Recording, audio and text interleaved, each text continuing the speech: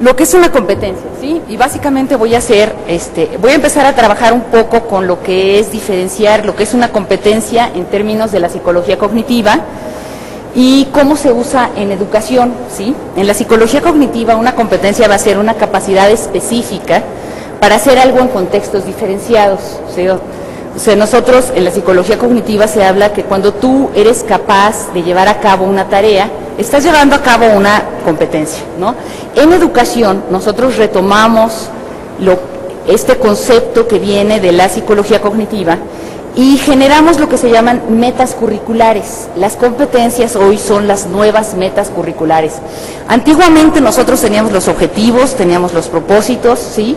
Hoy, cuando los programas se diseñan por competencias, las competencias se establecen como metas curriculares. Esa es una primera cosa que tendríamos que tener bien claro.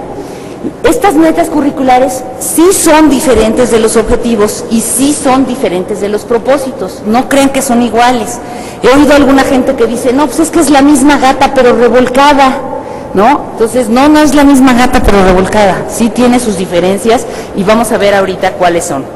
La primera gran diferencia es que cuando tú trabajas, cuando se diseña un programa desde el enfoque curricular por competencias, lo que va a aprender a hacer el estudiante es un saber hacer. O sea, no es solo saber, fíjense, cuando trabajábamos en objetivos o cuando trabajábamos los propósitos constructivistas, estábamos muy concentrados en que el alumno supiera, era el paradigma del saber.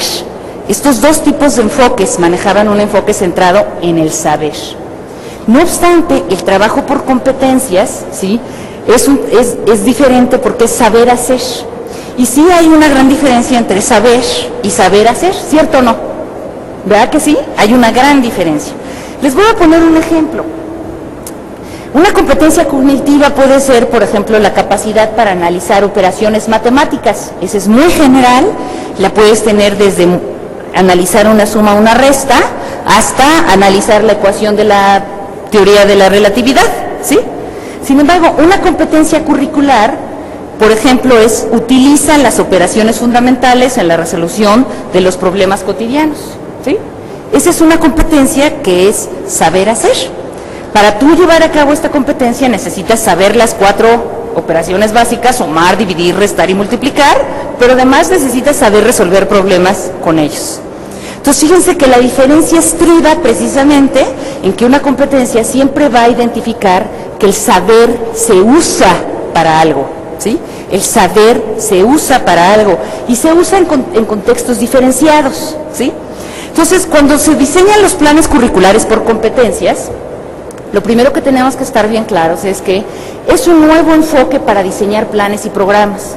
No es el enfoque curricular de los 70s, que era por objetivos, no es el enfoque curricular de los 90s, que es constructivista y es por propósitos y temas.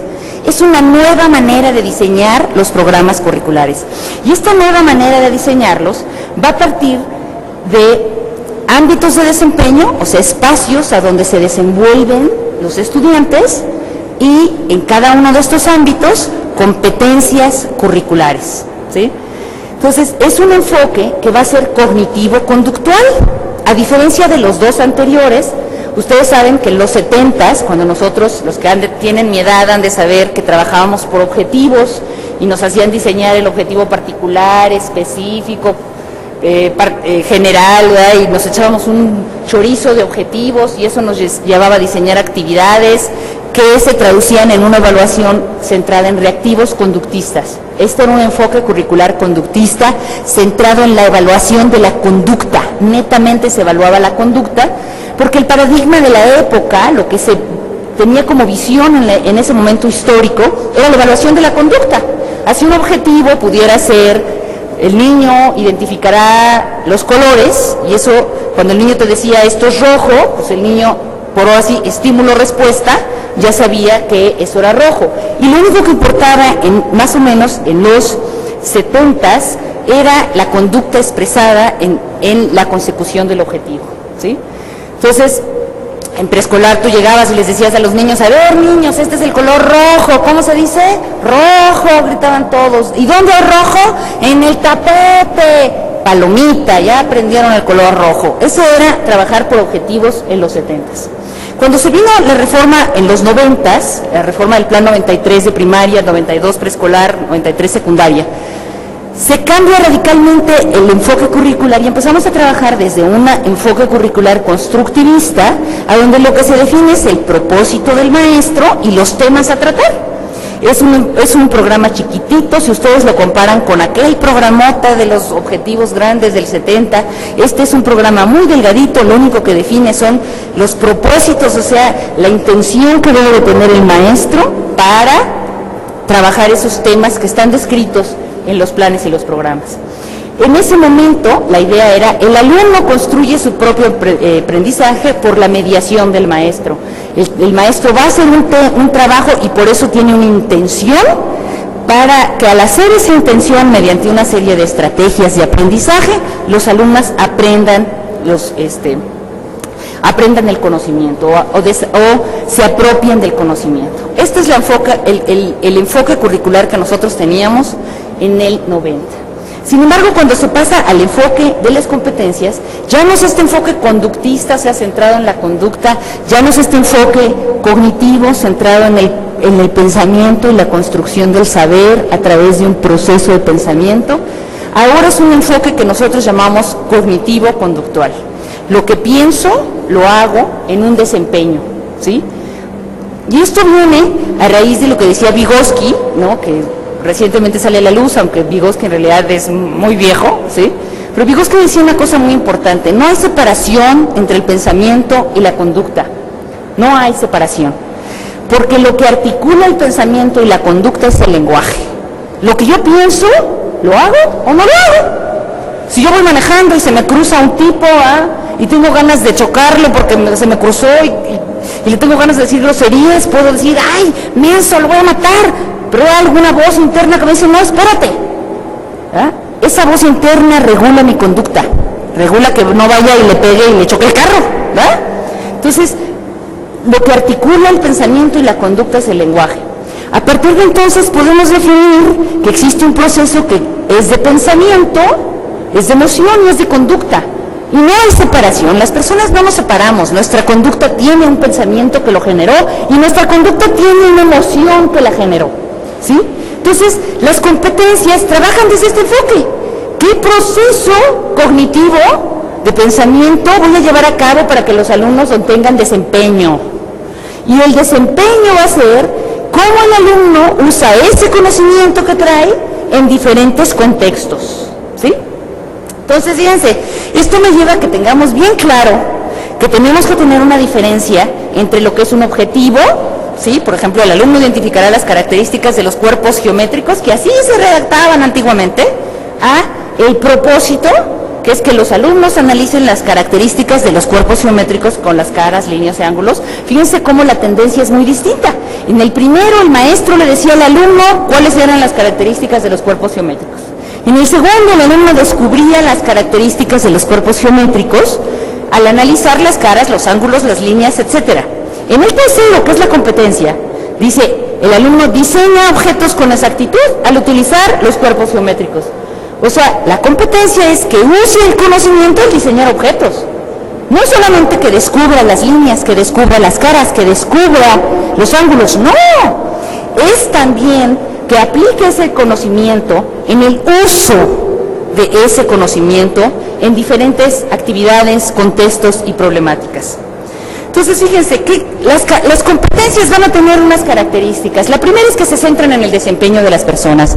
Cuando nosotros trabajamos por competencias, lo que estamos haciendo es trabajar el desempeño, no solo el saber. Nos interesa el saber hacer de las personas, que es muy diferente que solo saber, ¿sí? La segunda cosa es que ese desempeño tiene contextos diferenciados. Fíjense, no es lo mismo ser taxista aquí en la Ciudad de México a ser taxista en Quintana Roo, ¿cierto o no? El taxista en la Ciudad de México tiene una serie de conocimientos y habilidades que no va a tener el de Quintana Roo, y al revés. El taxista de Quintana Roo tiene una serie de habilidades y conocimientos que no va a tener el taxista del DF. Y si yo los cambio de lugar y pongo al taxista del DF en Quintana Roo y el de Quintana Roo en el DF, los dos se quedan sin chamba, ¿cierto o no? ¿Verdad? Entonces, el desempeño de una persona está condicionado está condicionado por su contexto, ¿sí?